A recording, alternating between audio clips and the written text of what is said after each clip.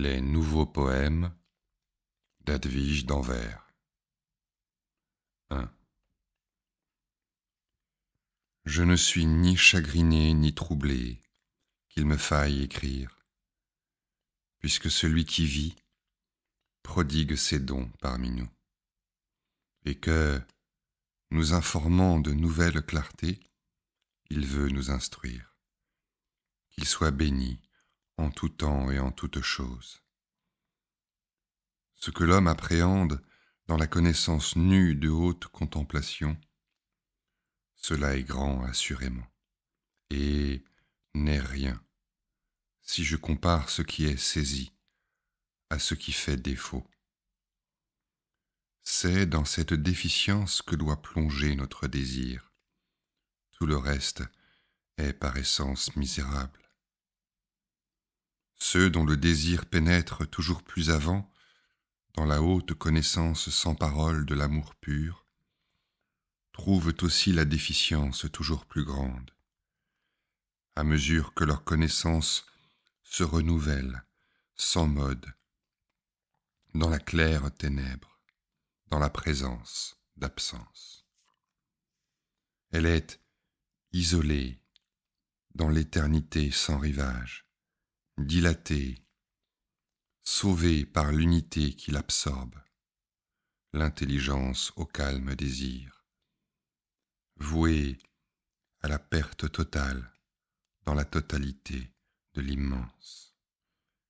Et là, chose simple lui est révélée, qui ne peut l'être, le rien pur et nu.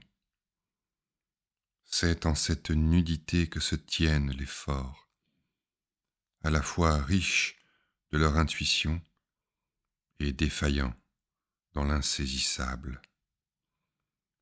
Entre ce qui est saisi et ce qui fait défaut, il n'y a point de mesure, et nulle comparaison n'est possible. C'est pourquoi ils se hâtent, ceux qui ont entrevu cette vérité, sur le chemin obscur, non tracé, non indiqué, tout intérieur. À cette déficience, ils trouvent un prix suprême. Elle est leur joie la plus haute. Et sachez que l'on n'en peut rien dire, sinon qu'il faut écarter le tumulte des raisons, des formes et des images, si l'on veut de l'intérieur non pas comprendre, mais connaître ceci. Ceux qui ne se dispersent point en d'autres œuvres que celles ici décrites reviennent à l'unité dans leurs principes. Et cette unité qu'ils possèdent est telle que rien de tel ici-bas ne peut se faire de deux êtres.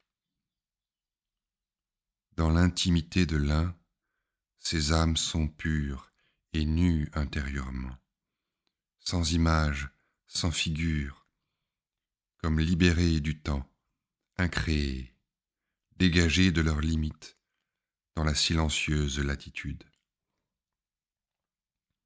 Et ici, je m'arrête, ne trouvant plus ni fin ni commencement, ni comparaison qui puisse justifier les paroles.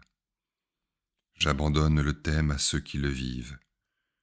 Si pure pensée blesserait la langue qui voulut en parler.